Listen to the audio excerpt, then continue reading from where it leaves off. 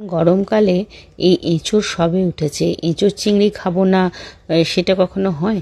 বাড়িতে আজকে বানিয়ে ফেললাম এঁচোড় আর চিংড়ি। প্রথমে এঁচোড় আর আলুটাকে একটু নুন হলুদ দিয়ে মেখে নিয়ে ভালো করে এক এক করে ভেজে তুলে রাখলাম। প্রথমে আলুটাকে, পরে এঁচোড়টাকে ভালো করে ভেজে নুন হলুদ দিয়ে ভেজে নিলাম, আর কোনো মশলা দিইনি। দিয়ে ওটাকে প্রেসার কুকারে 2 থেকে 3টে মতো সিটি দিয়ে রাখলাম।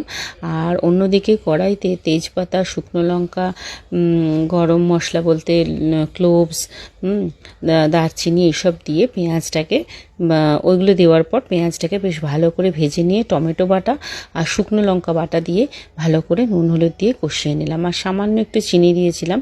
দেওয়ার পরে বেশ চিংড়ি মাছগুলো দিয়ে জিরে গুঁড়ো, আদা বাটা আর আমি কার্ডামম পাউডারটাও ওর সাথে একসাথে দিয়ে কষিয়ে নিলাম। নাবানোর সময় দিলাম না। এর মধ্যে সিটি পড়েই গেছে, 2-3টে মতো সিদ্ধ হয়ে গেছে এঁচড়গুলো। দিয়ে কড়াইতে মশলাটা কষানোর পরে এই সেদ্ধ এঁচড় আর আলুটাকেও দিয়ে বেশ ভালো করে কষিয়ে ঢাকনা দিয়ে আর একবার সিদ্ধ হতে দিলাম। মানে কি, মশলার সাথে এটা বেশ মাখো মাখো হয়ে যাবে। এঁচড় আর আলুটা দিয়ে ঢাকনা দিয়ে রেখে দিলাম। বেশ যখন গা মাখা হয়ে গেল, নাবিয়ে সার্ভ করেছিলাম। ভীষণ ভালো হয়েছিল খেতে। তোমরা আমাকে জানিও তোমাদের কেমন লাগলো, আর কমেন্টস করতে ভুলো না, আর ফলো করতে অবশ্যই ভুলো না।